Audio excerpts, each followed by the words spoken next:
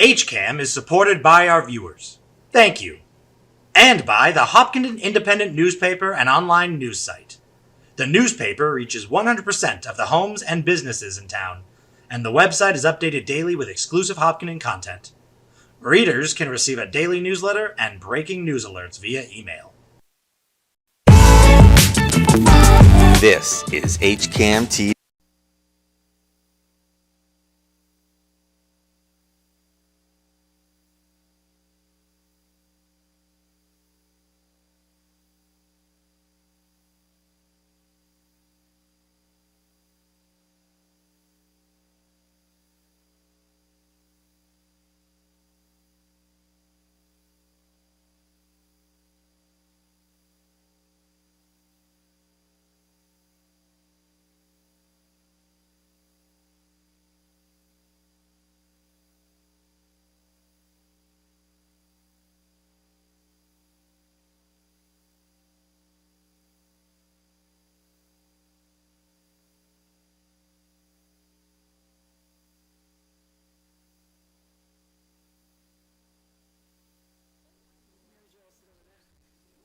No, actually, this will give her a choice.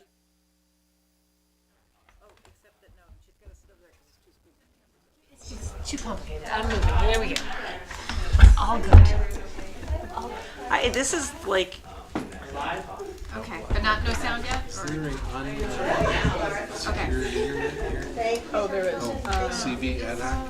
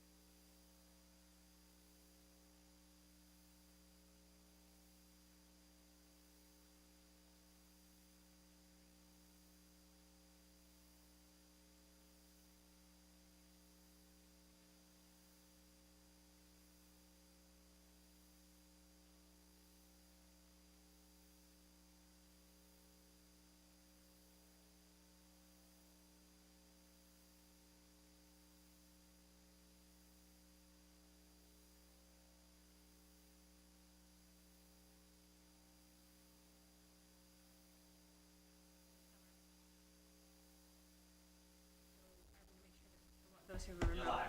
Oh, sorry. Can you hear us? Do I need to start over? I don't know.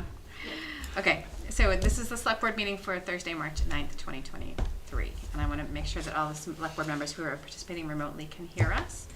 So Irfan Nasrullah, can you hear us?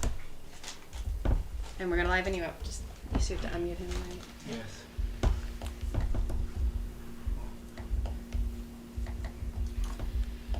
Not sure Okay, if you guys Irfan- can hear me, Irfan, but can you hear us? I can neither see or hear anything.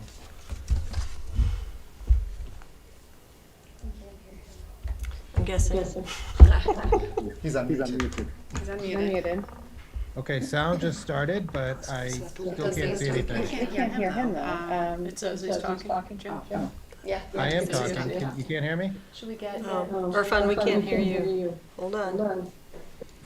We'll have HCAM check on her. Okay, I can finally see you. No. Ifan, can you hear us? I can hear you. We can see him. Okay, he can hear us. We just can't hear him.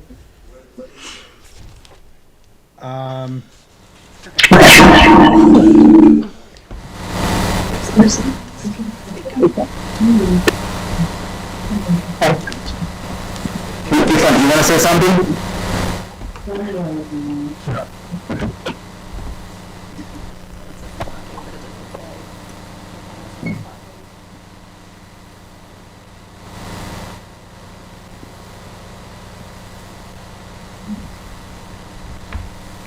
So, Michelle, just some details. I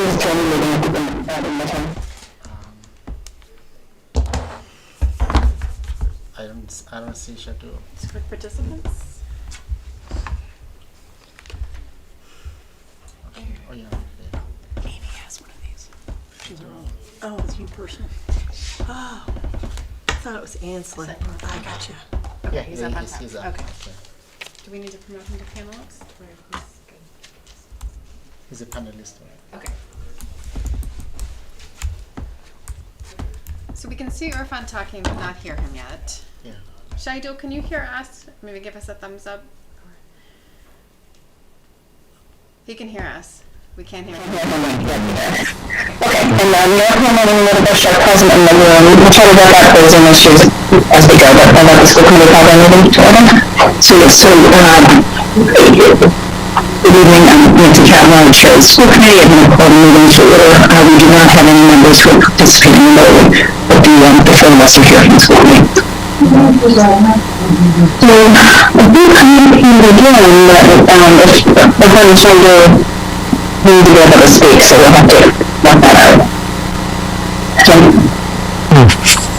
But they can hear us, so, okay. So, the discussion tonight is the FY24 comprehensive budget, and our goal is to come together with an FY24 operating budget so we can all move forward in a specific direction, and we will understand there's really not much access to cut. We're also cognizant of the overall tax impact on the residents who may not be able to afford it. So I think to start with, last meeting? Yes, we do have some updates on the numbers that we're looking at regarding the proposed FY24 budget. And I will let Tim get into details. He will be sharing details on local aid. I know there have been comments shared or made regarding local aid numbers that came in through the governor's budget. Again, to be clear for the public watching at home, this is just the beginning phase of the state budget process. What we are looking at are numbers that are proposed by the governor. We will receive in due course numbers coming from the House, and then the Senate, and then there's a reconciliation committee that then proposes a budget that is approved finally and signed off by the governor. So we are again in the beginning stages of the state budget process. And the numbers that we are looking at are provisional numbers pending the forthcoming phases of the state budget process. And then the second issue that Tim is going to comment on has to do with Eversource. Have you filed or not filed their appeals? Okay, Madam Chair. A few things to cover. As we've said repeatedly throughout this process, we believe the 24 budget is solvable. Okay, that's our position. We have a lot of objectives. We have financial objectives. We have service level objectives. We believe ultimately there is a solution there. We got good news on local aid since our last meeting altogether. The governor's budget provides more local aid than we anticipated. We estimated a 5% rise, and it provides more than we anticipated. And then we get charged for services from the state, and they plan to charge us less. So those are two complementary beneficial effects that have a net impact of $919,000, which was not on our revenue side the last time we spoke together. That is great. But to put it in context, that's 20% of the increase the school department alone is asking for. So while that is great news, and we welcome it, and it's fantastic, it does not solve all the problems. The second thing that's happened is that Eversource, for the first time since 2014, has not filed appeals of its taxes. And so we were planning an amount in the 24 budget on the assumption that Eversource would file another round of appeals in February of 24. And now we have to think about, does their action in not filing this year signal to us that they will not file in 24, And if so, what degree of certainty can we attach to that? So we're reaching out to Eversource, we're reaching out to other communities where they have been in conflict with their hosts, and we are working to develop a rational position that keeps the town safe on those batch of appeals.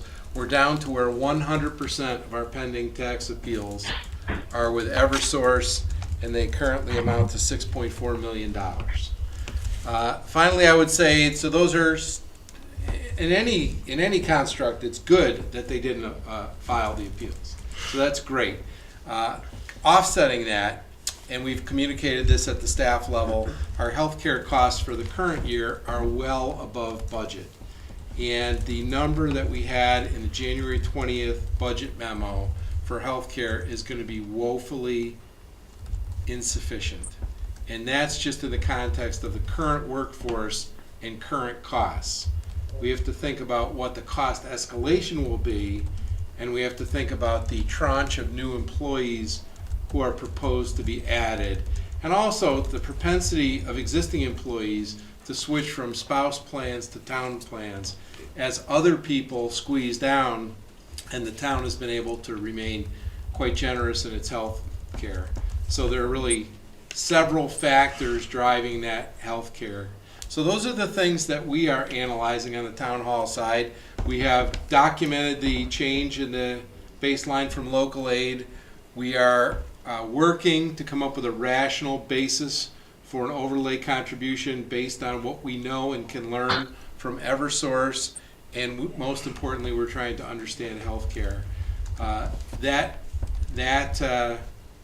With those combination of things, all we can say at this point is we do not have a solution that meets everybody's needs and everybody's desires and all of our financial policies.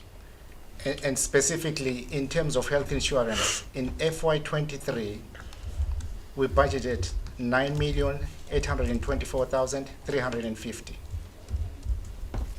Currently, we are projecting, based on the number of people who have joined our health insurance plan, to spend by June 30th of this year, $10,989,576. So, as Tim said, it's great that the H1 state budget looks positively at giving us more towns. More funds. The gap in FY23 in our health insurance costs obliterates that right away. And so we are now looking at perhaps using whatever savings can be gained from Eversource not filing this year to offset some of the part of the gap, the budget gap that we've been discussing. And can I clarify the health insurance, is that combined town and school employees? It's a burden that we all sell them one together. Madam Chair, we looked at our actuaries reports for OPEB, and if that accurately mirrors the data, about 72% of the costs are associated with school employees. So I haven't gone in to confirm that that's right, but we were looking for a rough order of magnitude. I think that's probably reasonable. We also have more school employees than we do town employees anyway. Yes. Right? I was just going to ask that question. If we had a percentage comparison at all, or breakout of employees for the school versus the town. It's close to that same ratio. Okay. So did the superintendent or assistant superintendent have anything to add to that? No new information on your part? No. Okay. So should we start with the new select board members? Do you have any questions on that or suggestion on a way to move forward? Can you hear me? Okay. Can you hear our sound yet? Yep, go ahead. I can. Go ahead, Chado. Oh, sorry, Amy. Before we dive in, It's hard to hear. I don't know if that can be turned up a little bit. Can we turn up the volume? There we go. There, Better, thank yeah. you. Okay, is that better? Yes. I don't know why there are two pictures of me, but sorry, so you're talking about the specifically school budget or overall budget questions now? I think just on the new information provided by Norman. Oh, too. okay. Yeah. Yeah, so the question I was wondering is, have we summed it up together and what does the gap look like, A? And B, for healthcare, is it something that we have already tried to negotiate, or this is the final number that we are looking at? Again, to be clear, the number that we called out at 9 million or 9.8 million, that's a firm number that we budgeted in FY23, the current year. We're projecting that in FY23, we will need approximately $10.9 million to pay for our health insurance premium. So that number is projected. And then in terms of FY24, we have a number that we included in the proposed budget that the town manager submitted to the select board. We are telling the community that that number is going to change substantially. We are in the middle of negotiations right now with our health insurance providers. And likewise, the Eversource number is something that we are not ready to respond with a proposal at tonight. But it's something we are working on and hope to firm up a rational proposal for how to fund the overlay account in light of this situation. Understood. So thank you for that clarification. Sounds like it's still work in progress. What I would be interested to hear is what are the final kind of sum looks like. We are getting, say, 1.5 million more than what we anticipated from the state, hopefully. Then we are getting, less arbitration from Eversource, which may free up some more money there. And at the same time, we are seeing some increase from healthcare, and here's the now total. Because I think the last we spoke, we were talking about 1.1 budget gap. So is it still 1.1? Is it less? Is it more? I think that'll be a good premise to continue our conversation on that. Yeah, in fact, we are hoping to include in tomorrow's select board meeting packet some proposal that will be more specific than what we have tonight. Thank you. That would be great. So, through the chair, just wondering, how much is the Eversource piece that they're not appealing? Like, how much is that going to close the gap? In the January 20th, Madam Chair and the chairs, in the January 20th memo, we proposed setting aside $1.5 million for Eversource appeals. That's in enclosure 2 or 3 of the January 20th memo. And we need to do some work to decide how much of that we need to retain and how much can go to solving our problem. Okay. So, I mean, I understand we keep saying that this budget gap is solvable, and that's great news, and I'm happy to hear that. I guess, from my perspective, the increase over the previous year is something that is some. So we had mentioned from the very beginning that the 5.1% increase is what we're shooting for. And I see this as a reflection of the reduction of the funds coming from new growth from legacy farms. And this is going to be a continuing thing. We're not going to get that new growth money moving forward. We'll get some from other projects, but, I understand that the services are required by the schools, but, the 5.1% increase is not new news.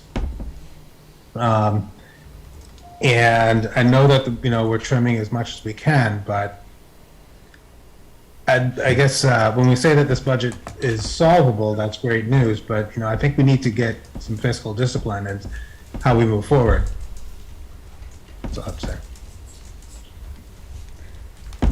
Nancy, did you and your school committee members have additional questions or comments? So I know I do, but I also want to give other school committee members a chance to jump in if you want to jump in ahead on the new information. I have just a clarity question. So, right now, the gap that we're hoping to solve is what? What's the number that we're trying to hope to solve tonight? Again, I think, as we've been saying, it will not be fair to all of us here to identify a specific number. Sure, but I mean... That the number purpose. is a reflection of many actions that we need to take. Right. There's a lot that's still in Yes. play.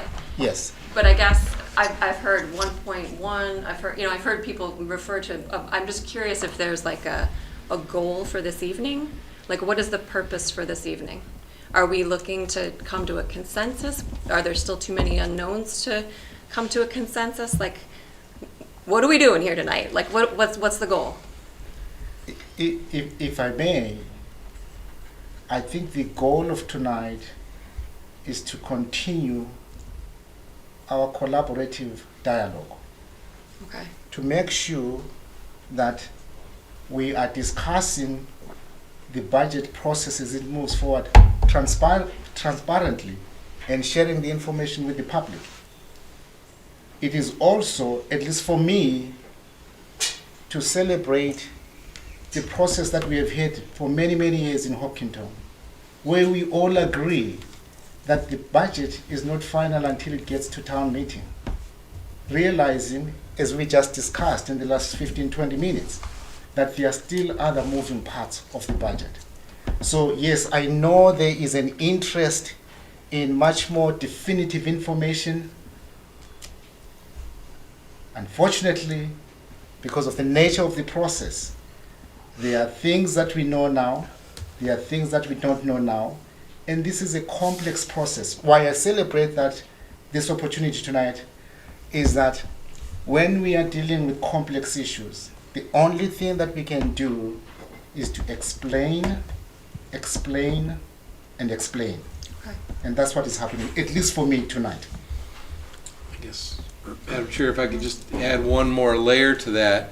So the other piece of that is, and I had said earlier, this is solvable for 24, and the reason this isn't just a trivial exercise is that we've done the work and had the discussions that reflect that the multi-year picture, when you combine the capital costs that are in people's plans, which are not approved programs, they haven't been voted on, but they're known, they're in plans, and you combine that with future costs increases for operating departments on the order of the increases you're considering this year, you're talking about very substantial tax impact over the next 5 years. So if we had a smooth horizon out 5 years, this would be solved without a meeting weeks ago.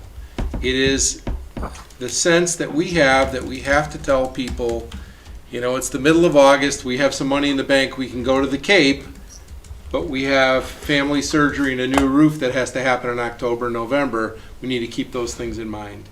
And, we feel it's our duty as staff to point out this multi-year horizon. There's a strong desire and incentive to just look at the 24 number and say, yeah, we can do all that, and we can short a couple things and we can do all that. But the community needs to understand the multi-year horizon. We've been asked for that repeatedly, and we've provided that. And I think it's that multi-year horizon that is driving this discussion, the need for this discussion. And if I may just make a comment on, sort of projecting out, I want to just underscore the projected enrollment. If we think about where the MSBA says we would be by the year 2032, we can expect about 773 more kids in the Hopkinton Public Schools.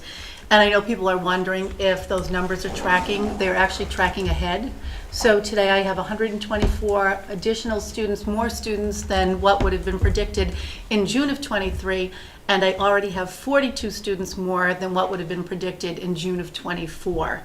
And if we can just look at things like the SOA money or the Chapter 70 money, those monies indicate that not only do we have students who are coming into the district sort of in droves, but we also have students with disparate needs. So those numbers go up when you have students with special education or socioeconomic needs or linguistic needs, English language learners. And we are certainly seeing that in our student population. Can I ask a follow-up then? So, I guess I had the wrong impression of what the purpose of the meeting was coming to here tonight, which is fine. I prefer the purpose that you've just stated, which is fantastic. But what makes sense, and should this meeting then happen, maybe not tonight, but in 2 weeks or 3 weeks or whatever the date is that we have the information that is still very much in flux? So we will have to vote a budget number for the charter next week on the 14th. So how do we proceed with that if we have to vote a number on the 14th, but it could change, I guess? Again, past practice. It's been our culture that depending on where we are in the financing plan for the upcoming year, the select board move the budget forward to the appropriations committee with a very clear understanding that the budget numbers will change. And at the appropriate time, budget comes back to the select board and the select board makes the necessary adjustments. And all of that happens ahead of the appropriations committee finalizing its appropriations committee report for town meeting. So yes, the select board can move the budget forward with a clear mandate and understanding and a message to the community that the budget numbers will change. Yeah.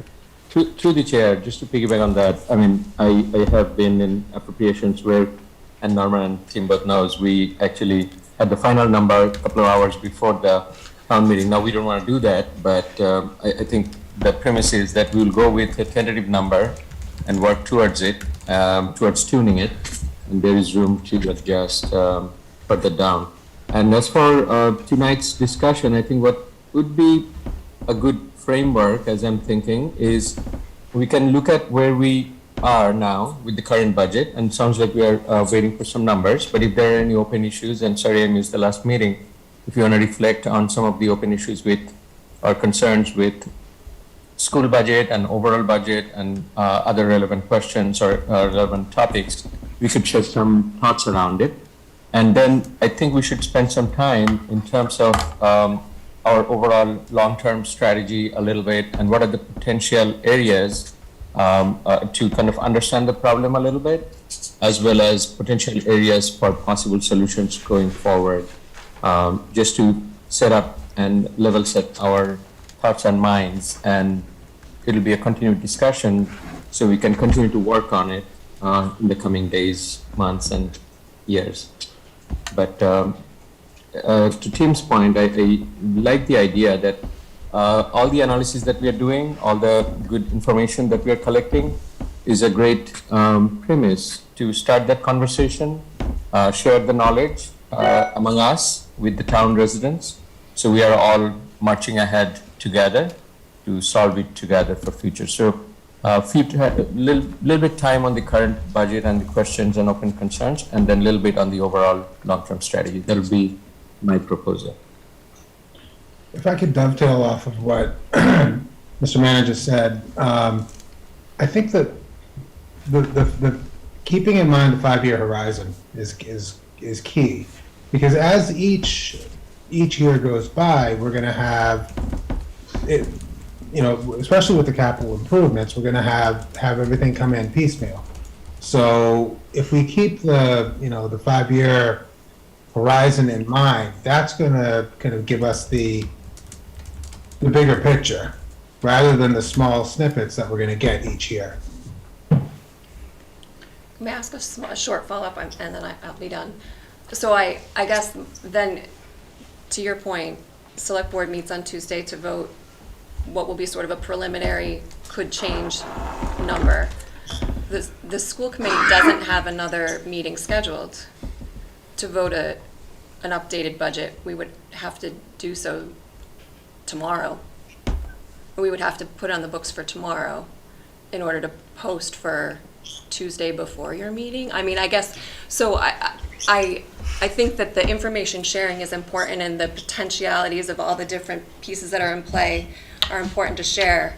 But in terms of making a change, I don't even know if logistically it's possible for us to make a change, given the fact that we don't have a meeting on the books yet. Would that be required for the school committee to do that before our meeting? To vote an updated budget? I think it is, right? I I think we mean, have it's- to. Sort of from one of the the- things we do. Yeah, from the school committee's procedural side, I believe so. Yes. But for the process of moving the budget forward, I don't believe so. We would prefer that happen. I think at staff level, we've talked preliminarily about what the scale of the change could look like, but we're not ready to talk about that now. Okay. Hopefully, we'll be ready tomorrow when we prepare the packet for the select board.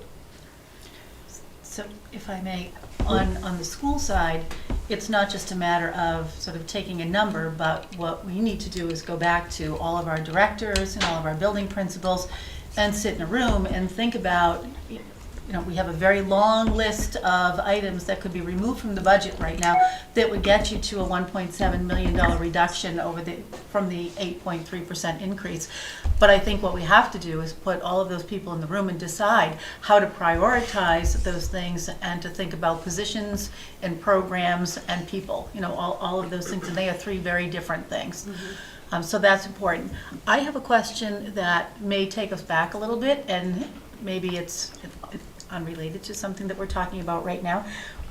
But just in very simple terms, if we think about the 1.5 million that we had set aside for Eversource, and then the FY23 sort of surprise with health insurance at 1.16 million, do those two things in some way cancel each other out? I mean, I know we're still 340,000 to the good if you look at it that way, but do they cancel each other out? And maybe that's a question for Mr. O'Leary. I think it's a question for the man who manages, negotiates the health insurance contract. No, not entirely. I think as Tim hinted, there could be perhaps a partial offset. However, we still need to discuss and understand how much we're going to retain in the overlay account. And the shortfall in healthcare is just to get us up to 23. That's not a 24 number. That it would include inflation, new employees, and then current employees who opt into the program.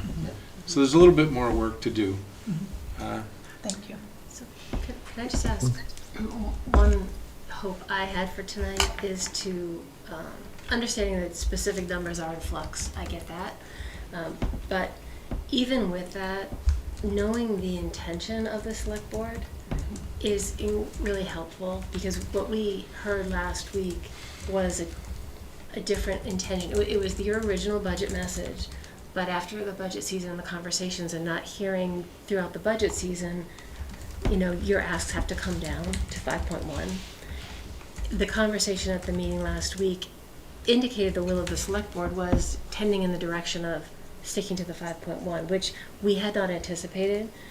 If it is likely going to be the vote of the select board on Tuesday to follow in that direction at the 5.1, we really need to know that as soon as we can, understanding that there are other numbers. Like, I've been part of the budget process for a little bit, not as long as Nancy, not as long as some, but I know that things change, and I know that there was a year, you know, we voted the budget with stabilization funds because we couldn't kind of, you know, square it out without that money, and then we realized that the revenue numbers look different and we didn't need to tap the stabilization fund.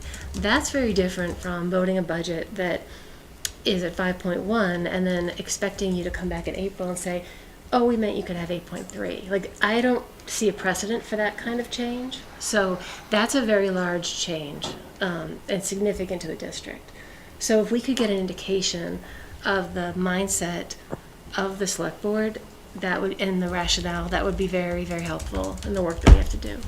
It's 24 educators, right? 24 educators and above, potentially. Well, yeah, and programs. Yeah, I mean, we've all heard, yeah. we all know This that these are is significant significant. for the These school, are significant cuts, and you know, we're hearing from, as you all are, you know, a lot of family members who moved here for the schools and they moved here for the programs, and for some people, this is a real choice of, do I scramble for private education because my child needs to take Mandarin? Or do I scramble to move because I moved here for X and now you're telling me X is not available? And I get that every town goes through fluctuations in programming. But the more clarity we can have on the direction of the will of the select board and the mindset of where you're heading in your thinking, it'll be helpful. I would agree with that. I'm just going to bounce off of that.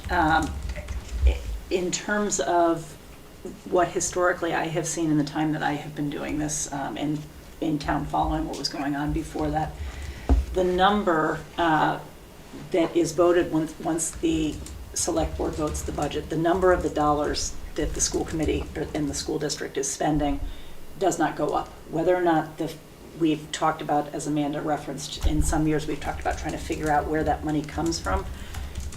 After we vote our budget, in my recollection, we have never then come back at another point and increase that dollar amount to what was going to the public schools, whether we did discuss some alternative funding sources that then got pushed back and worked out in the end.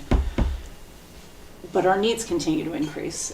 We've, have a more vulnerable population now than we did when I was elected to the school committee in 2016.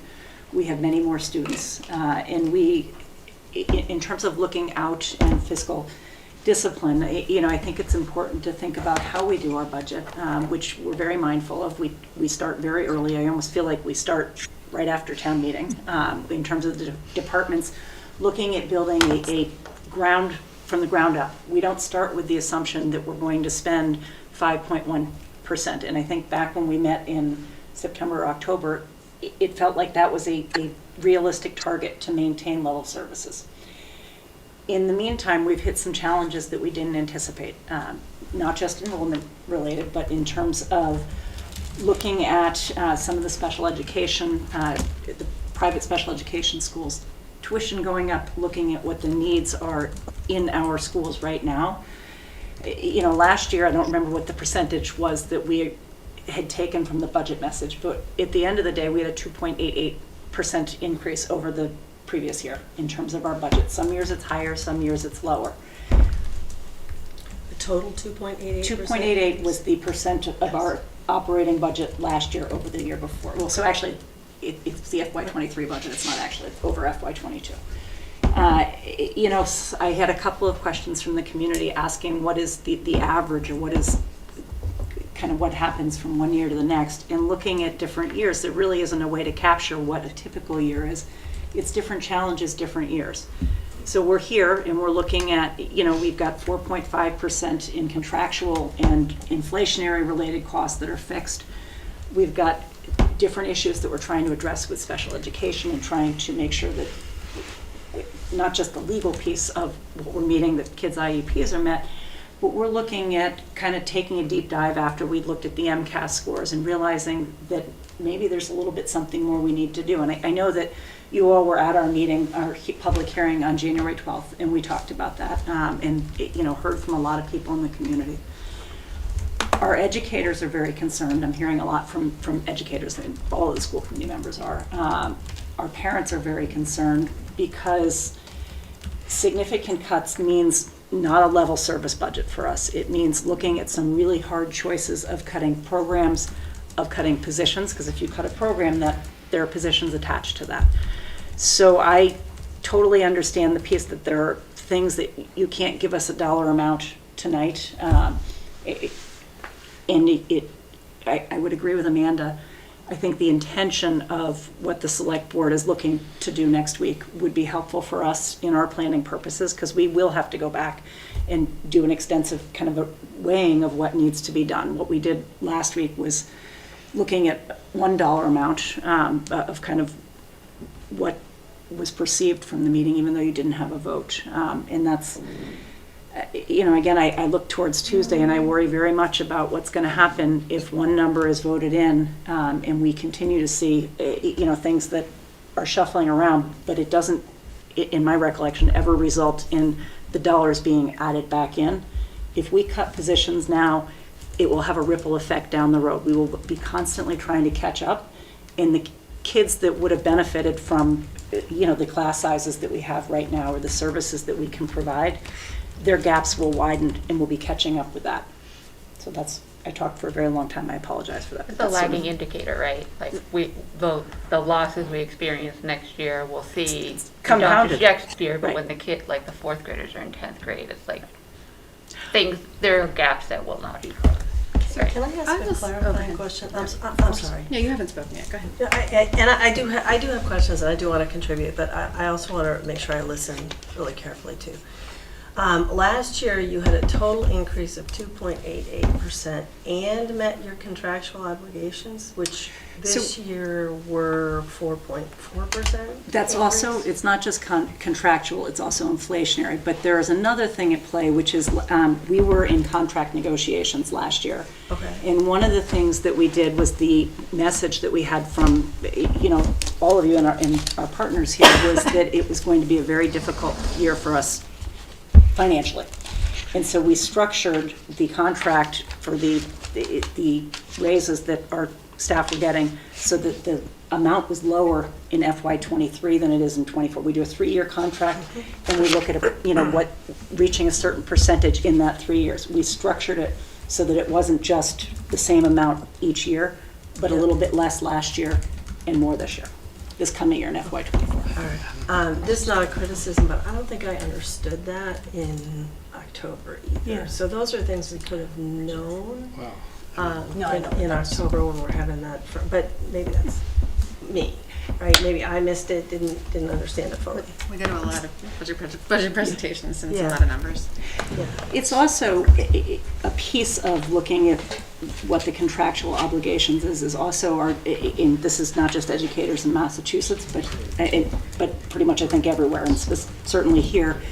Teachers don't just get a cost of living adjustment, they move steps and lanes as they, for years of experience and different educational pieces that they complete along the way. The little shuffle steps and lanes for a lot of years. It's complicated for people who aren't used to it, but so that's... So, for example, the reason I think that I didn't hear that especially is because you'll remember that I didn't vote for the 5.1% increase because at the time, we were told that the most sustainable position was a 4.4 or 5. I don't remember what it was, but somewhere in the mid 4.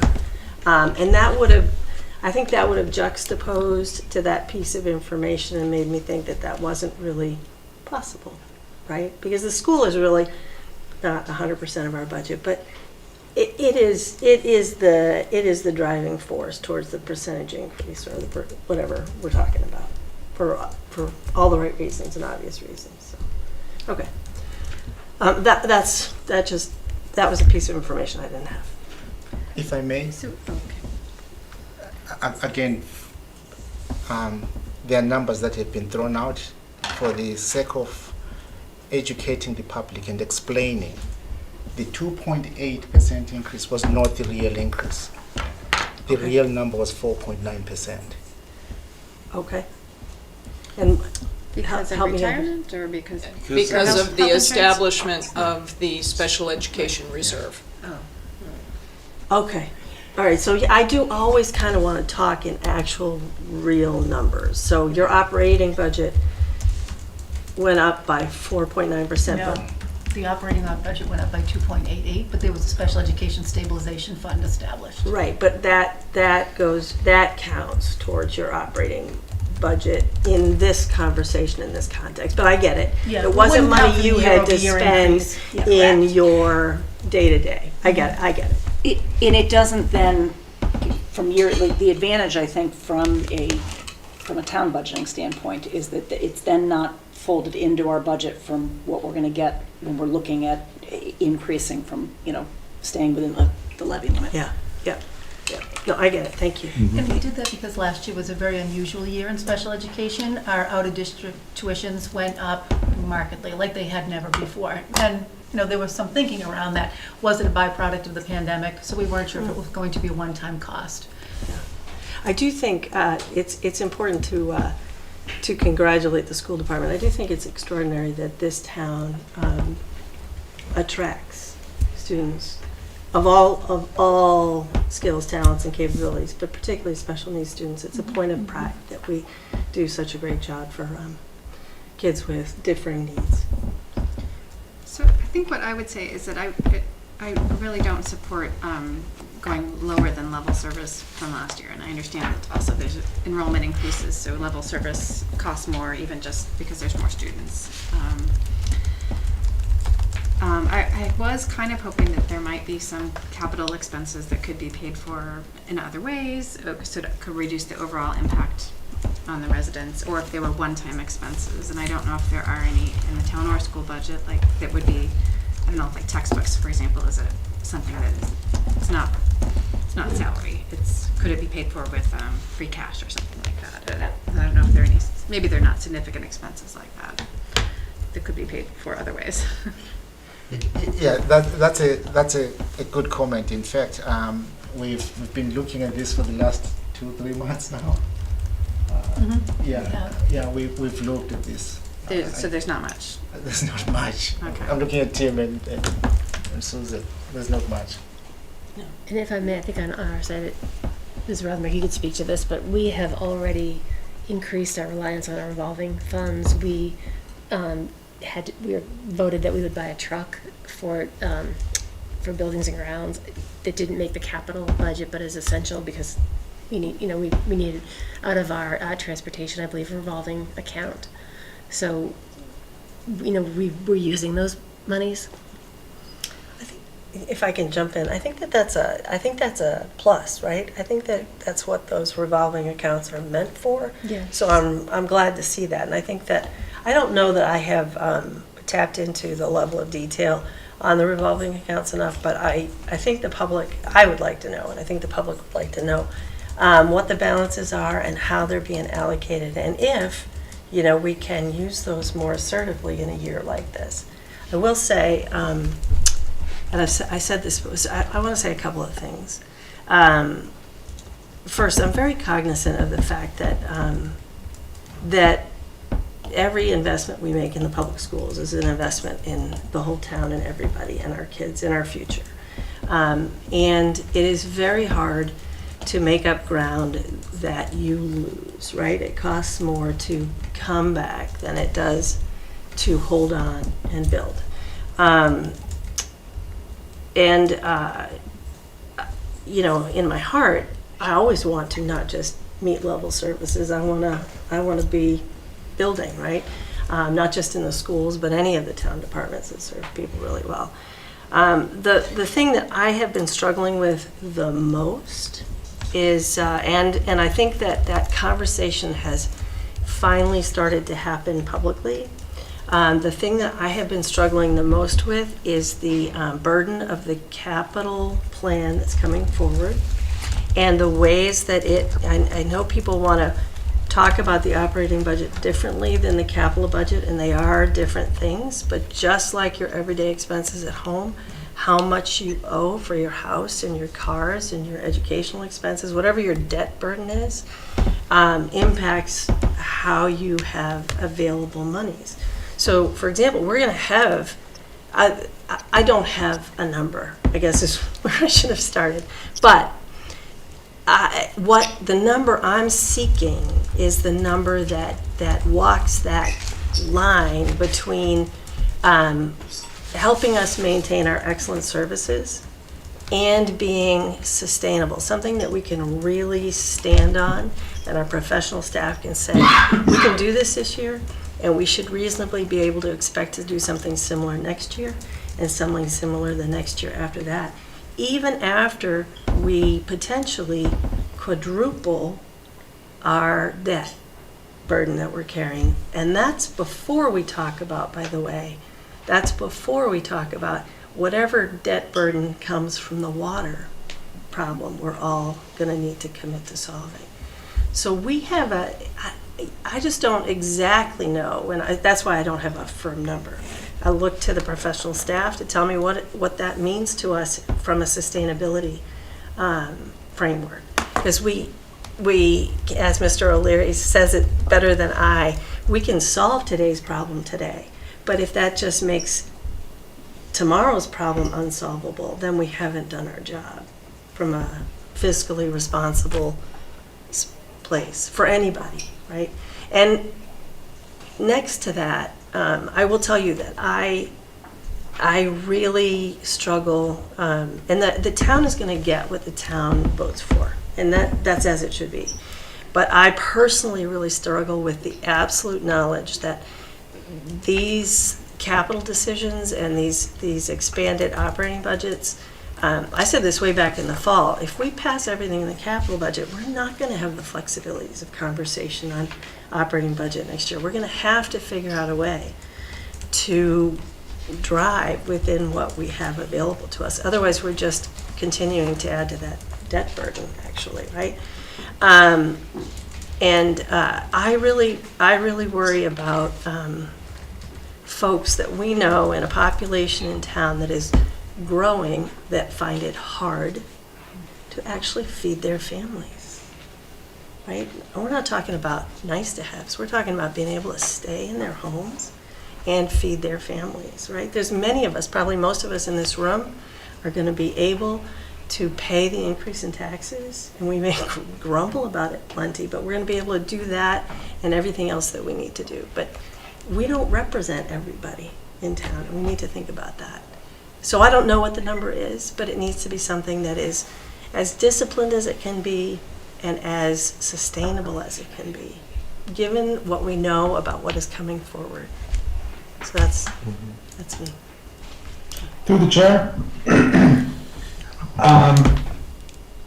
The question was asked is where is the select board's, what's our thinking? And actually I couldn't say it any better than I think what Ms. Kramer just said. You know, we understand that the school is the crown jewel, and we want, you know, level funding is great. We'd actually like to expand it, but these are challenging times, and things are, you know, we just want everybody to be aware of the financial constraints that we're dealing with. And I think Ms. Kramer summed up my thoughts perfectly. Through the chair, I think it's great discussion and great reflection, both from Muriel and Irfan, Amy, I think everyone firming it up well in terms of our situation and what our desire is. And obviously we are all looking at level funding. That's my read on it. And I certainly am looking at that. And I think it's also important to understand the context. Where are we and how did we get here? So we can start processing it as we formulate this year's budget and the long-term 5-year, 10-year budget forecast and our strategy going forward. So this is old information, but it's always good to refresh that a little bit in our mind, which is over the last decade or maybe a little bit more, our town has experienced more than 25% population growth, and our school has experienced more than 20% student growth. And during this time, we managed our budget well. However, we used a lot of the growth money, not actually, in my view, to address the capacity and the infrastructure issues related to growth. And now it's in front of us, and it seems like all on a sudden, but it's not all on a sudden.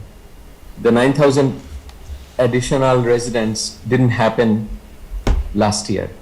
It happened over the last 12 years.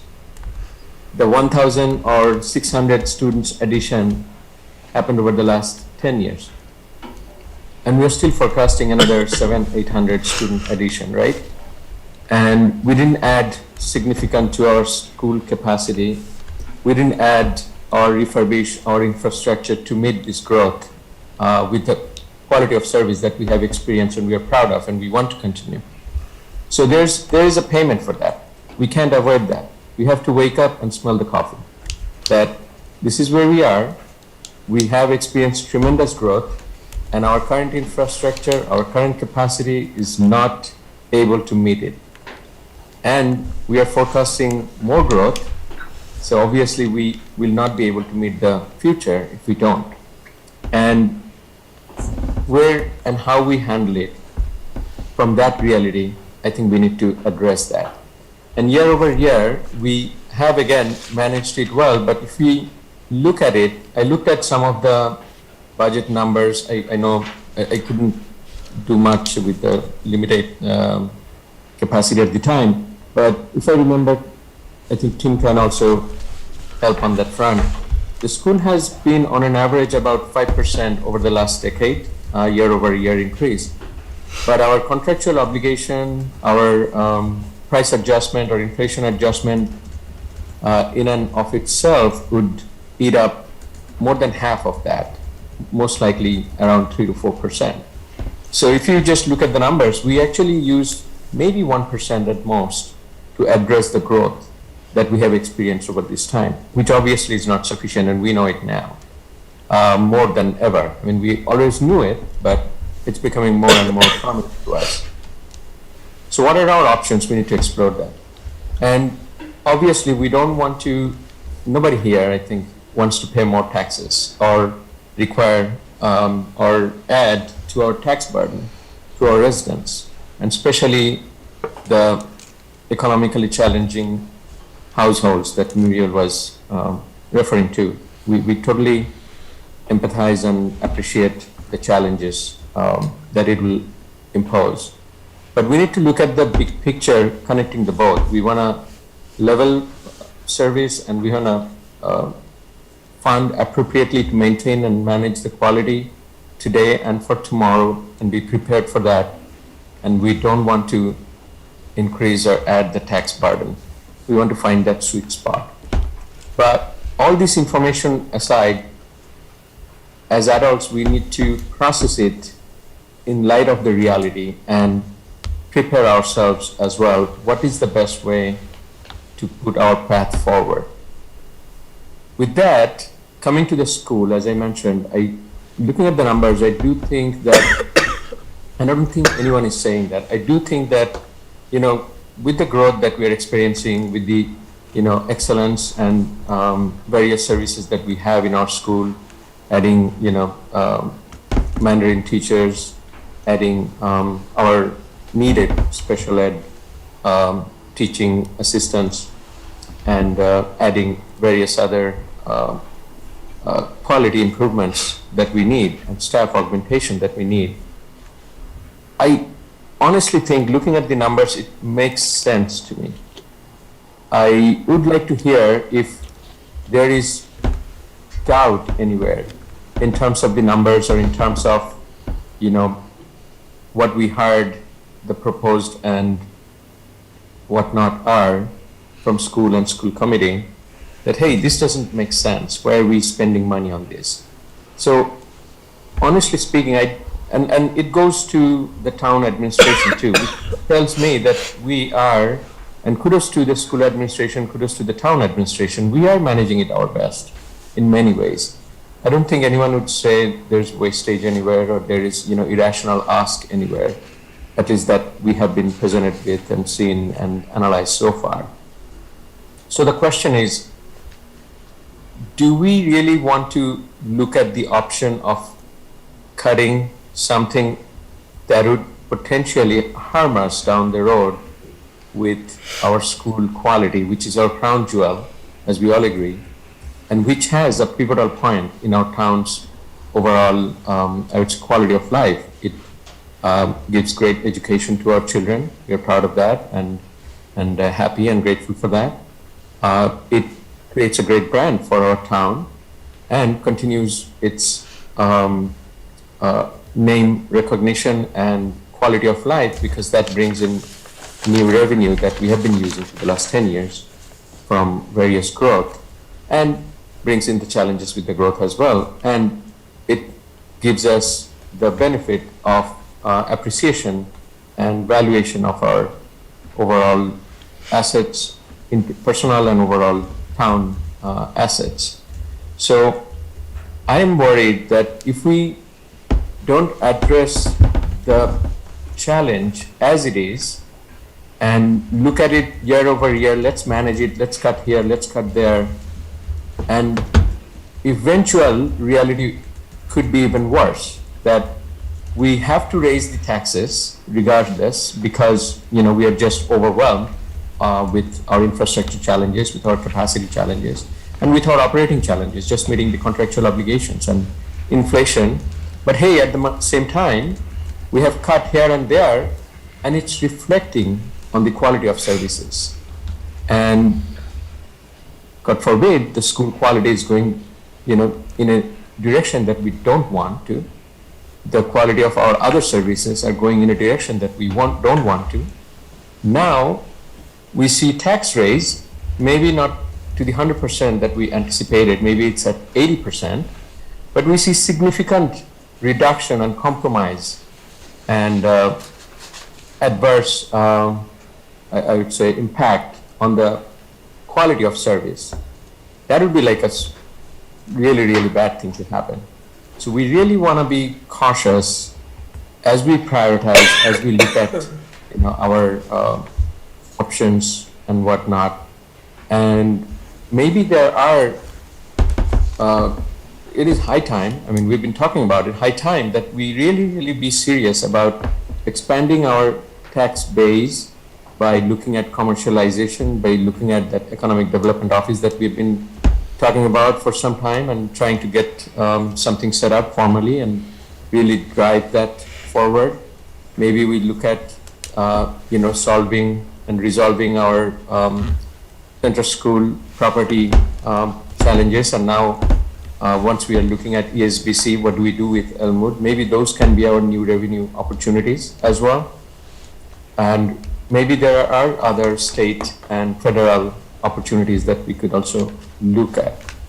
But I think we need to realize that it's not a year-over-year managing the budget. I don't think anyone is saying that, but it in action-wise also we need to act like that it's not, let's cut here, let's cut there and manage the budget, and that will resolve for future.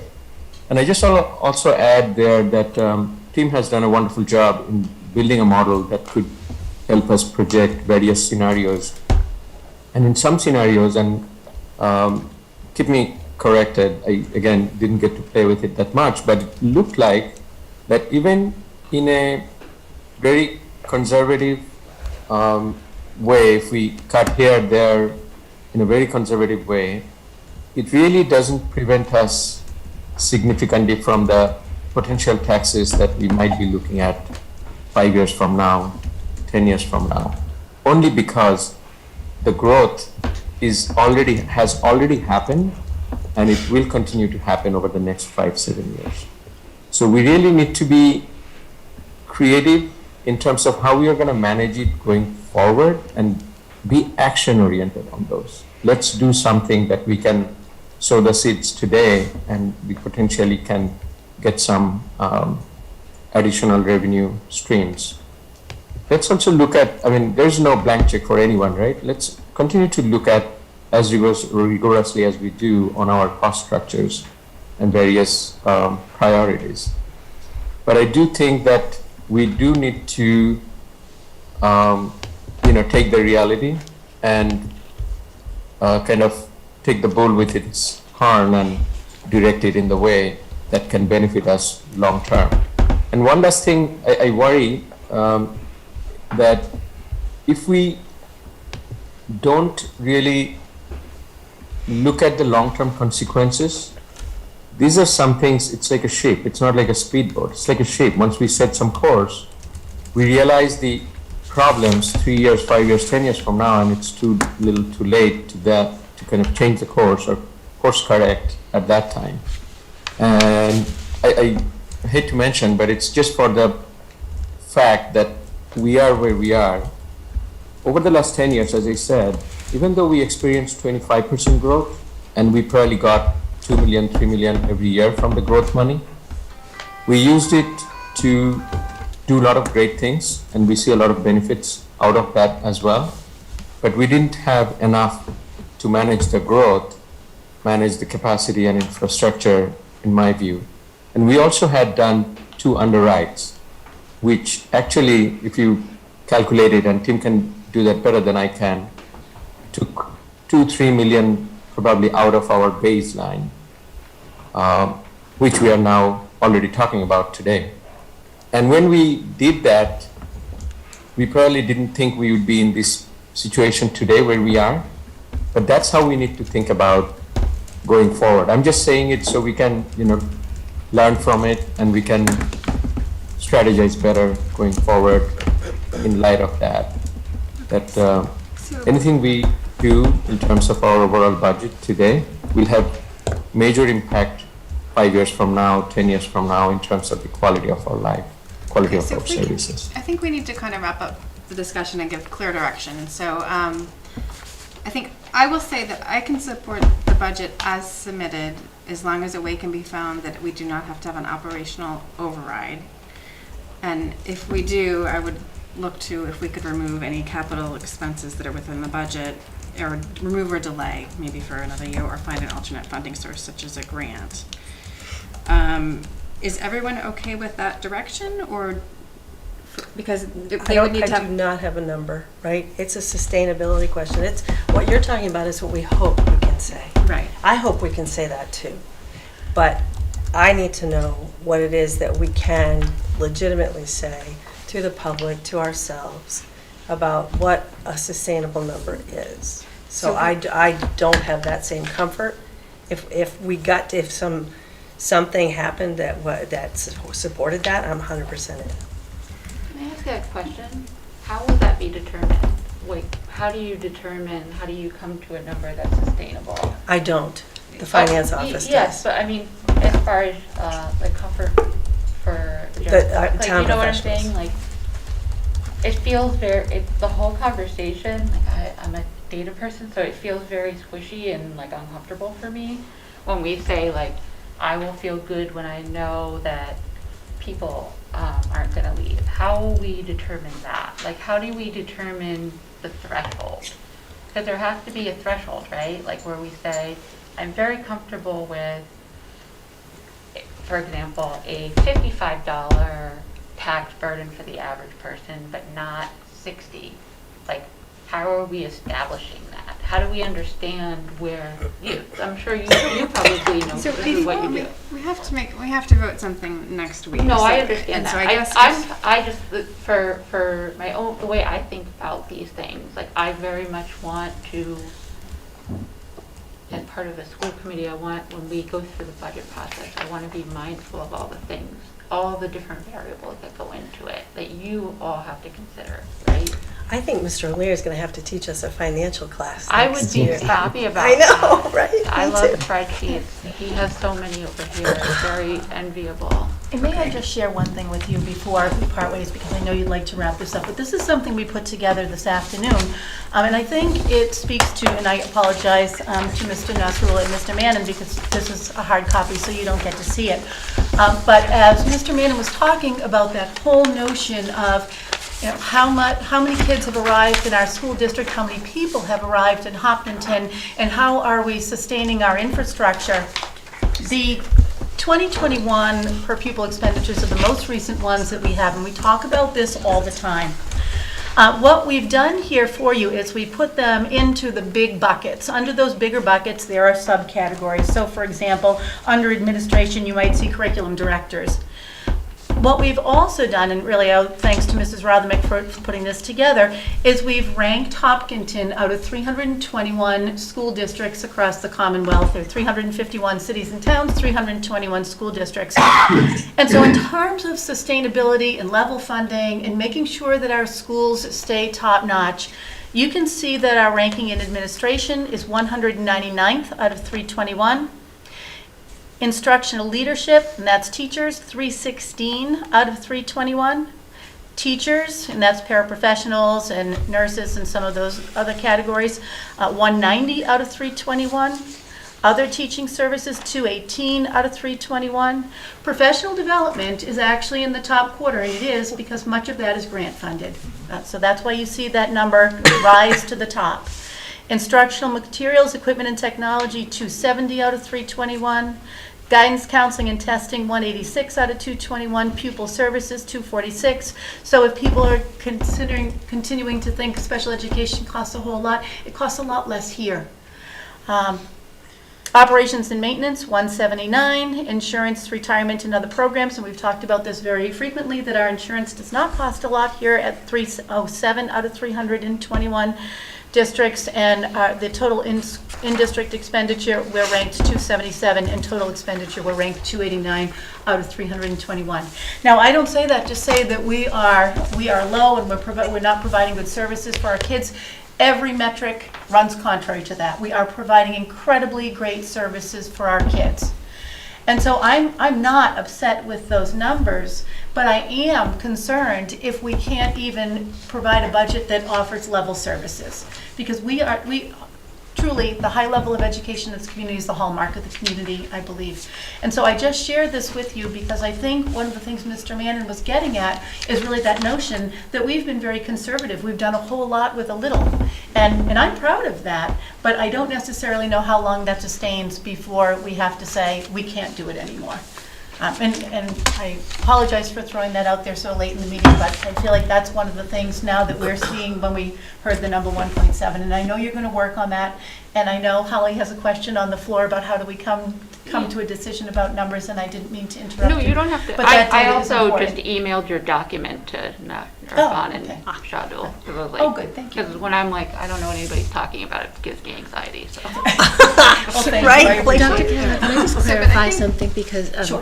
we have had a lot of questions about the per pupil expenditure number. So what I see is that the per pupil expenditure number is irrespective of funding source. So like we're 90th for professional development. A lot of that's grant money. We are, I need glasses, 307th for benefits or retirement. That's on our municipal side of our ledger, but DESE normalizes it for all the towns so that this total number of 15,383 per pupil includes the same components in every district.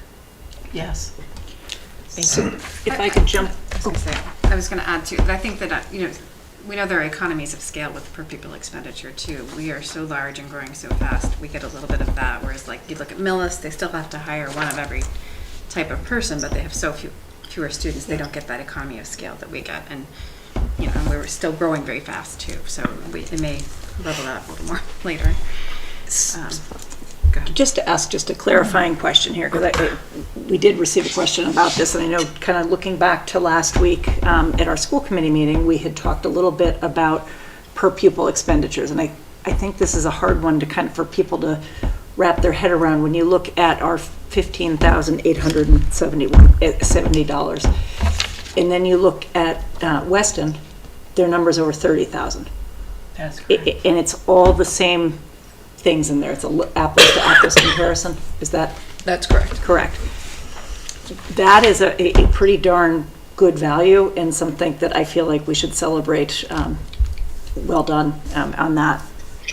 And my hope would be that, we can maintain the discipline, that we don't, end up kind of in that lopsided, the West and in other districts that are higher, but to maintain our services and our excellence. I don't want to labor the point too much, but like in Wellesley where I work, we have elementary schools of 200 students. In Hopkinton, what are we, 700 students per elementary school? And, One of our schools is but in both 700. cases, there's one principal. So there is some scale and to save. Yeah. So there's been some talk about the tax impact, and if I could just share what the actual tax impact looks like. So, and it's really the combination of the big capital plan and, the original sheet that I shared with everybody had increases on the scale of 5% for the schools, and less than that, 70% of that for the town departments. So really modest increases in the context of what we're seeing this year. And if you jump that up to the kind of increase we're talking about now, and you talk about 8% for the schools and 7%, say, just for public safety, and everyone else is very low, we're talking about over 5 years combined between the capital plan, which is not approved, and those order of increases, the average tax bill going from $12,000 to about $18,000, about a 50% increase for that. And then it's scalable up and down. I mean, if we have lower increases for the departments, that can drop down to 16.5, 17. If interest rates go down, we get a better borrowing rate, that might save us another $500 off of that. But all these scenarios, with this capital plan in place and departmental spending increases of 5 to 8%, have us going with tax bills going up 33 to 50%. Now those are the sum of a lot of estimates. So they're not precise. There's kind of like a fuzzy bubble around each of those numbers. But that's kind of the range. If we are careful with operating spending increases and we do the capital plan, the tax rate the tax bill might go up as little as 1/3 over 5 years, and as much as 50% if we're very generous and are able to spend 7-8% every year on increases. So that is the challenge that has the multi-year attention, is that significant tax impact. And there are towns in Massachusetts where the average tax bill is $20,000 or $25,000. We are not one of them right now. We could become one of them. And that has to be a conscious choice, a choice that's informed by that long-term horizon and not made about what we want to do today. And that's the range of what we're talking about. Can I ask a question on the? I don't remember the last year that the schools had an 8% increase. 4.9. Pardon? 4.9%, ma'am. I said I don't remember the last year that we had an 8% increase. Okay, I thought you said last year. No, I think we're building off reduced the way that we did the budget last year. We were starting with that 2.28, so it looks a little bit funny, but I'm just wondering if the picture looks significantly different if it's not 7 or 8%, but 4 or 5%. So the default was 5. What I put in the sheet that I shared, and at 5%, that number 5 years out with the capital plan is 17,000 instead of 18,000. I think what I struggle with is the capital plan not having been voted. And to me, when I think about making assumptions that our tax bills are going to go up by that much, we have, as a town, as boards, we have choice points to look at those capital plans. And in fact, while you all were meeting with your select board at the beginning of your meeting last week, we had a meeting and actually discussed just that we want to work with the town. We want to make sure that people's tax bills aren't going up 50% in a few years. We want to meet the needs of our students, but we also are able to look at, do we need to be flexible in the timeline and pushing things out and making it so that we're not making it difficult for people to afford. I also know, even though I don't serve on the ASBC too, I know that there are a lot of choices that will be able to be made to bring that number down soon. So I guess I appreciate all that you've done to look at the forecasting tool, but I do feel a little bit nervous about talks of reducing our operational budget for FY24 on things that we don't know are going to happen, and we know that we as boards and the residents of Hopkinton have the opportunity to say no to all of that, and to say we don't want this or we don't want that, and to have informed choices. Can I just jump in here? Yes, right? I agree with you. It's unlikely that the residents are not going to need and want and support a solution for Elmwood. That comes up this year, FY24, so it has to be talked about. So I'm delighted that we're finally having this conversation about this monster of a capital plan. So let me start it there, right? Because I felt a little bit like I was one of 10 people who were losing sleep.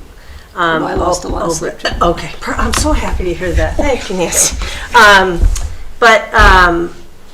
But so I'm delighted by that. Right? So we can look at that tool, and again, fuzzy numbers, fuzzy circles around all those numbers, but they are predictive and help us understand the scale. And we can look at that for FY24, and that includes, for FY24, we're talking about FY24 operating budget and the FY24 capital budget. While we're not asking for the whole vote on either Elmwood School or Hopkins School, the total capital package on those that we are asking for the first substantial steps on this year totals $200 million estimates. So we have to talk about that. And if we're gonna push out the middle school till that debt settles down, that's an awesome conversation to have. I hope that that's something we have. And if there is room on the Elmwood School to substantially, that is without the discount, that is without MSBA reimbursement, I should say. If we're able to talk about substantially decreasing the impact of whatever capital question we put in front of people, that's also a big player in this. But we haven't done that yet. We are not talking about, or haven't yet talked about, how we can reduce that substantial early piece of the capital plan. So if that's on the table, we should start talking about it. So with regard to any decisions that are made that would impact the Elmwood School project, those are not things that we're going to have between now and Tuesday. Those are things decisions Yes, about the yes. bricks and the Yes. whatever the Yes. HVAC things and concrete things within the building, that is outside of the scope of what the school committee itself is doing, that we have, people from the select board and the school committee and a bunch of other places that are looking at those things. So I guess my point is that it's not, speaking only for myself, I'm one vote. I can't make a decision on Tuesday that doesn't account for the existing projected capital plan. And I don't know how anybody can, to be honest. It's the only responsible way to do it. For fiscal year 24. We're deciding those Yeah. purchases in fiscal year 24. Yeah. Yes. Yeah. And if I can just piggyback on what Mrs. Kavanaugh was just saying, relative to the Elmwood project, the number that you see on the table is that maximum number. And the MSBA asks you to do that so that there are no surprises in the end and a vote doesn't go south.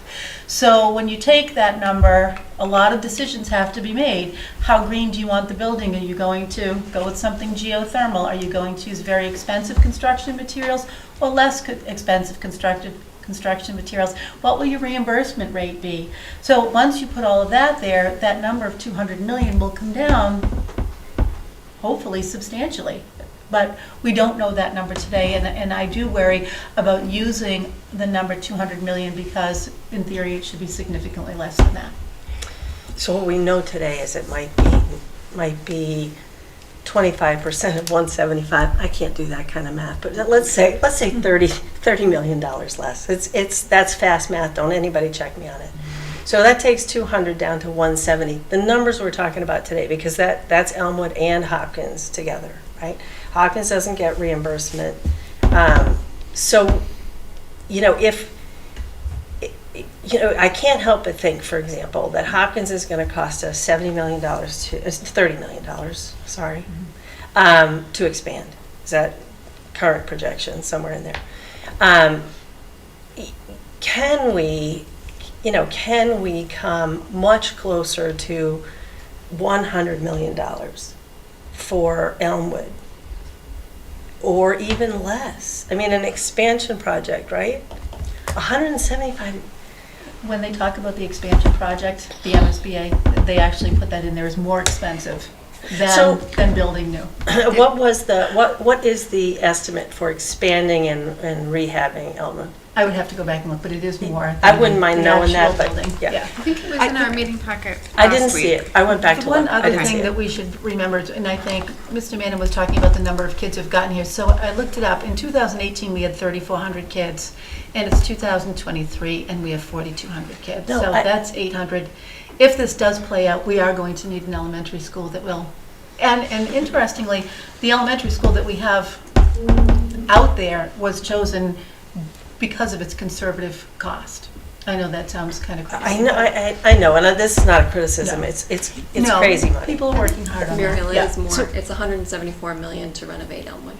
To renovate Elmwood and expand, or just And keep it a grade 2-3.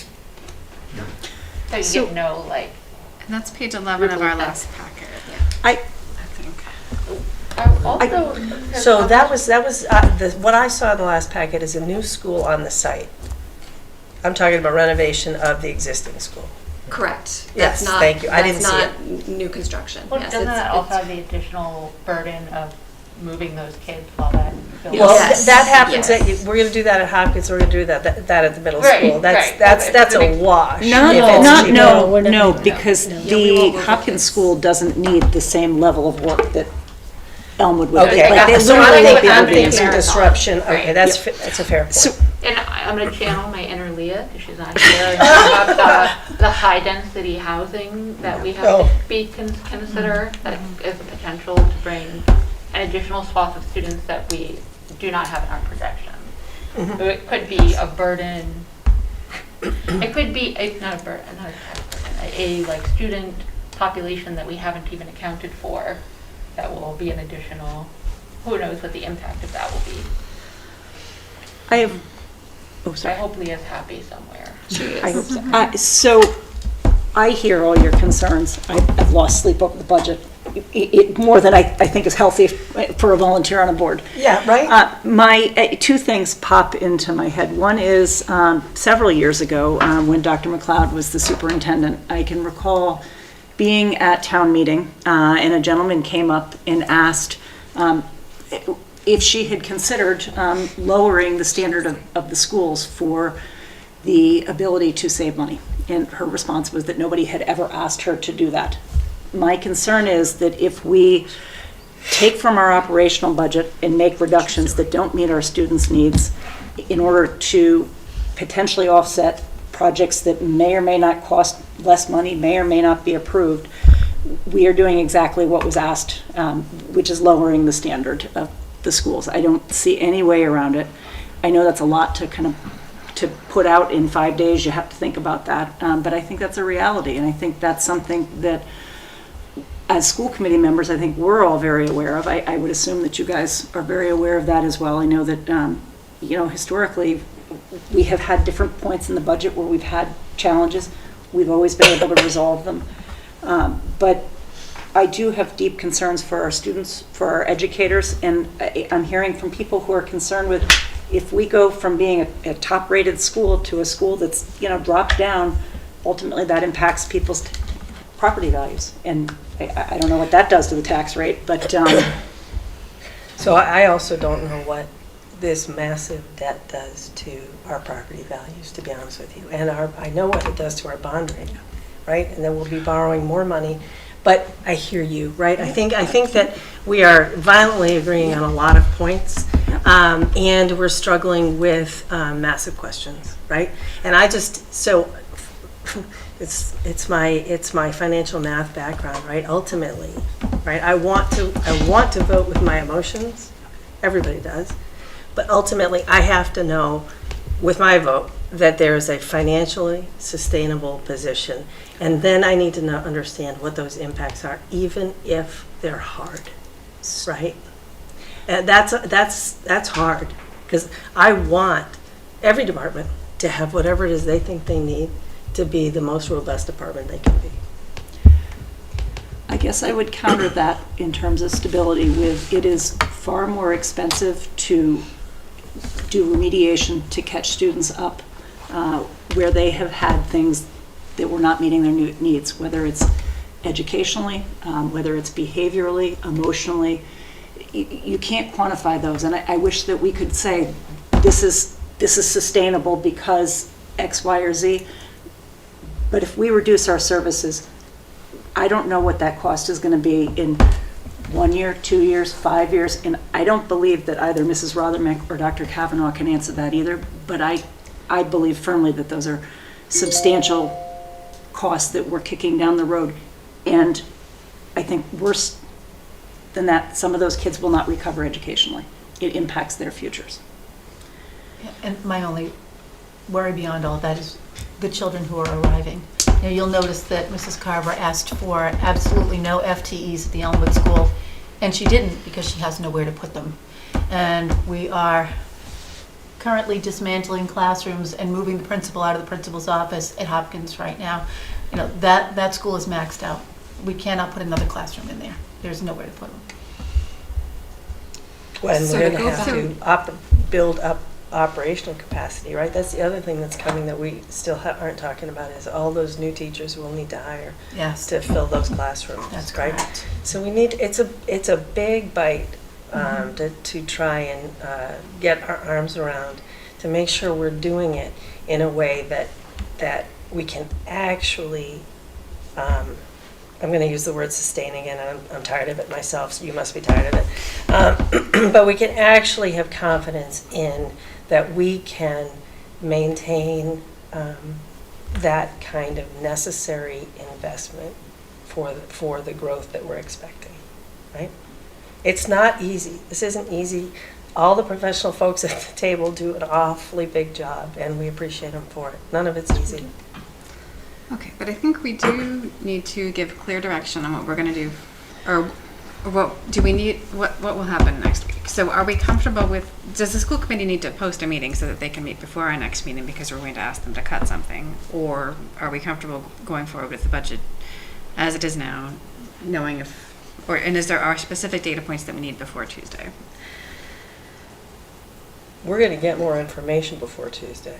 We may get more information before Tuesday. We will get more. We heard at the beginning we're going to get more information before Tuesday. Okay, but what will the school committee do? Because they need to know whether we they won't need to have post that it. information in time. The school committee can wait until you make a decision on Tuesday. Okay. For the budget. And react to that. Yeah, Okay. through the chair, I was wondering, from my recollection, unless, new information and other variables have changed, is that if we assume, which again, I think I've been clear that I want to support the school's ask, if we assume that, where do we stand today? And I think last we checked, we had about 1.1.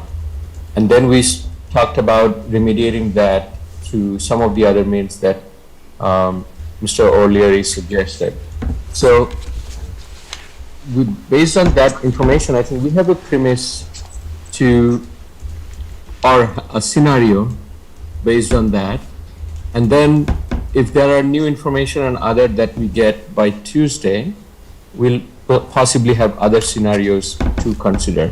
I'm just trying to make, things or progress a little bit more in terms of our actions ahead.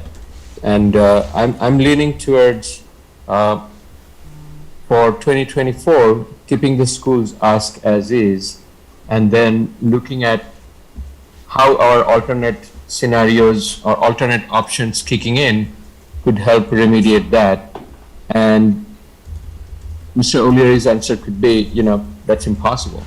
Let's hear that if that is the case. But I didn't hear that particularly. So and I then think the second they're is not able to to give us an Mary's exact point. budget gap number, correct, at the moment? Yes, Okay. we have offered in your meeting packets tomorrow, which will be shared with the appropriations Yep. committee and the school committee. We will propose some plan to help us move forward the discussion. Okay, so are we all comfortable with moving forward then now, or do we need further discussion? I Through the have chair, one I'm not sure tiny if further fast thing to discussions say. would work, but I think what we do need is we need those numbers for tomorrow. Yes. So it's really hard for me to say, what we're going to do. But I mean, as we said earlier, we wanted level funding or level services. Sorry. How we get there is going to be tomorrow's numbers are going to be a function of that. Okay. And you had one more point? Really fast, I'm sorry. Just some time in the future, a process conversation so that we don't have sort of the emotional upheaval that I think we had unintentionally in this year's process, right? Some process that whereby we actively touch base. I don't know what it is. But I had one idea, other people had one idea, and I think we can fix that. We can solve that and not have a replay of feeling reactive or struggling with how it plays out. We can smooth out that process. We have a budget advisory process for just that very purpose, and I think that is a mechanism to keep the communication between the boards, both at those meetings with the town and the school professionals who are doing the job. So I think we have those mechanisms of communication in place, which is why I think it was unfortunate that we didn't have a better early indicator Well, the early indicator was the 5.1, which never changed, right?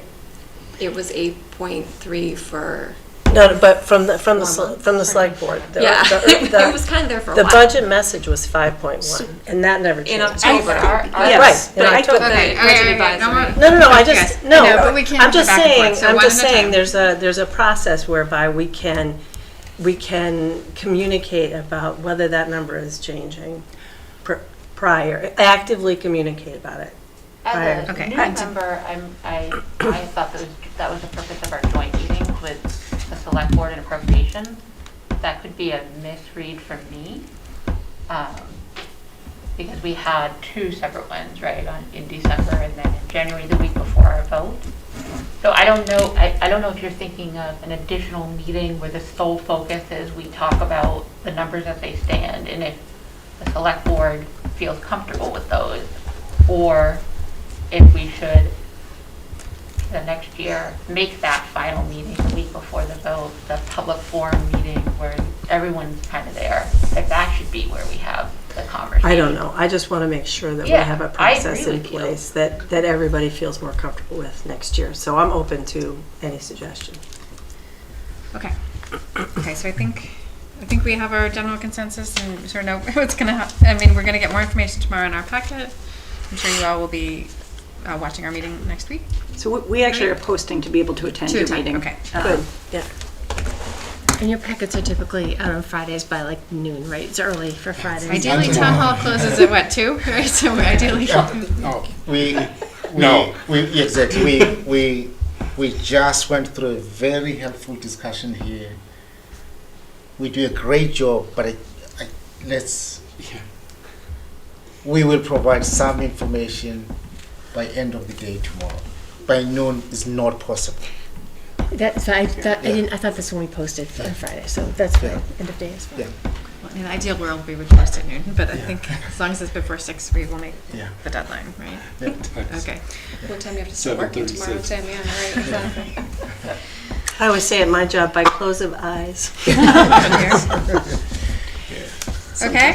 Okay. Yeah. All right. So you would like us to, I think we have our other Southborough municipal agreement to discuss if you guys are, if we're done for now.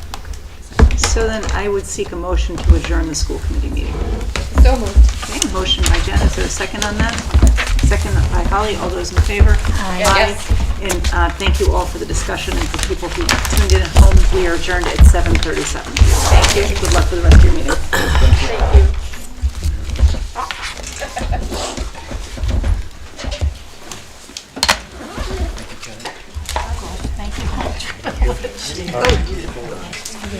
Madam Chair, I'm hoping this one might be quick. Yes, thank you for this meeting. I appreciate it very much.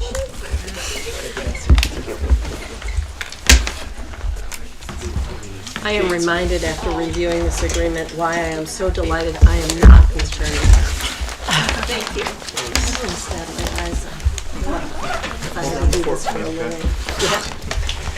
Thank you. Good night.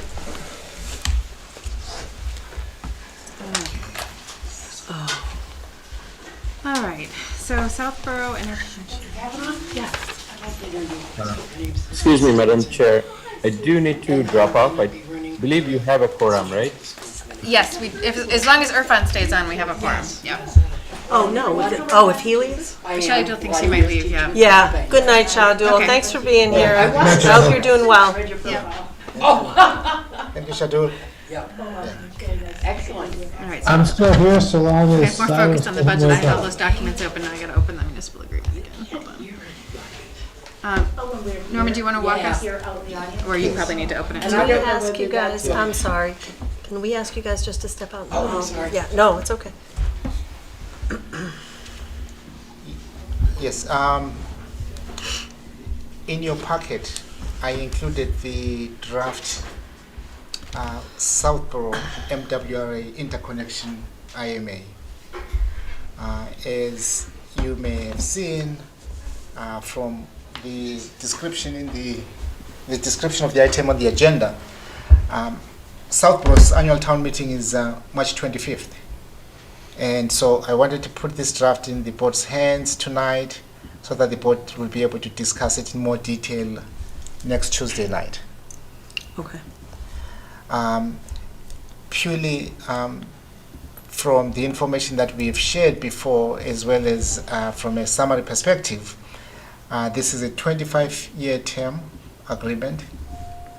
It identifies the project as has been discussed by our engineers in terms of how we will connect to Southborough, identifies Hopkinton's obligations during the design phase, the project construction phase, as well as post-construction, which includes operation and maintenance and repairs.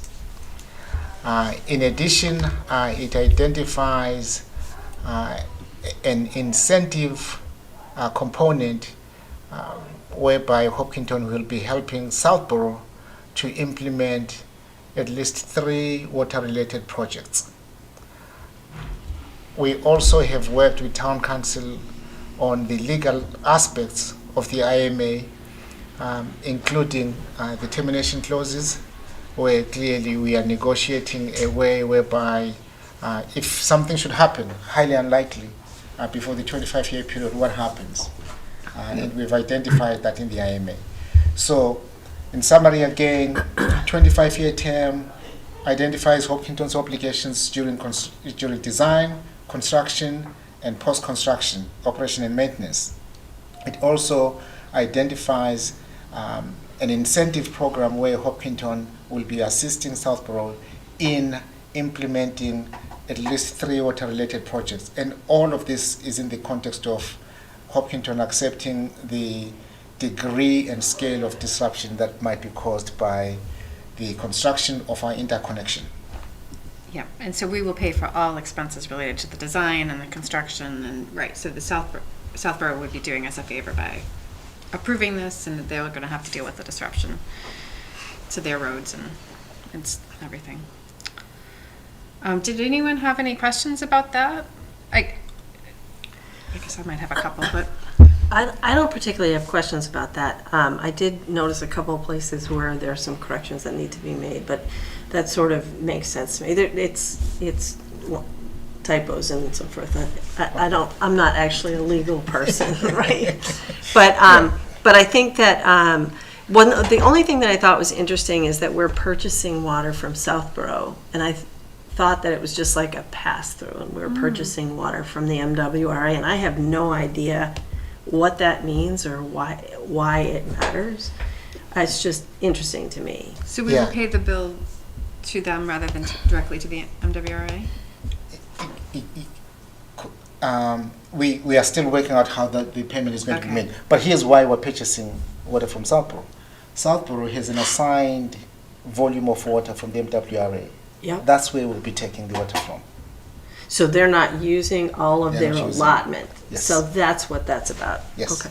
So that, I guess that brings up a future question of how we ensure that we are going to be able to satisfy our water needs if their water needs change dramatically.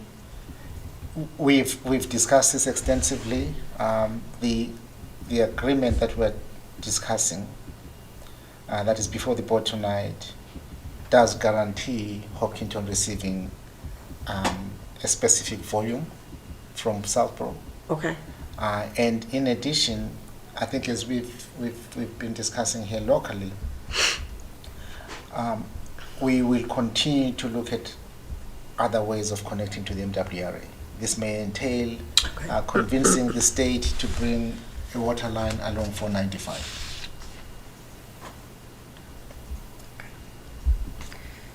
And then there's an agreement for maintenance and repair of the system as time goes on. Yep. Okay. Just for my edification, we're going through Southborough then, largely to find a more expedient solution because approaching the MWRA directly would be slower. We were, in fact, John was in a meeting yesterday afternoon The MWRA is discussing its master plan, 20-25 years out, and our idea was not even part of that discussion. So we used that meeting as an opportunity to introduce that concept. We will be sending a written comment, and we will now be asking our legislative team to really push for that project. So this is a 25-year concept, 20-25 years out. Okay. Yeah. Yep. Okay, and then hopefully this won't happen, but there's a chance the Southborough Town Meeting won't approve the agreement, I suppose. Yes. Don't call that forward. All right, so we won't sign this, is that correct, until after Southborough's Town Meeting? And then or do you need to, we don't need to take a vote on this agreement right now? Not right now. I think on Tuesday. We'll take a vote on it on Tuesday. Tuesday, Okay, yes. but Yeah. with the condition that it be approved by Southborough, I guess, obviously. Yes, and also realizing that there's still some components of the agreement that are being discussed. Okay. Yeah.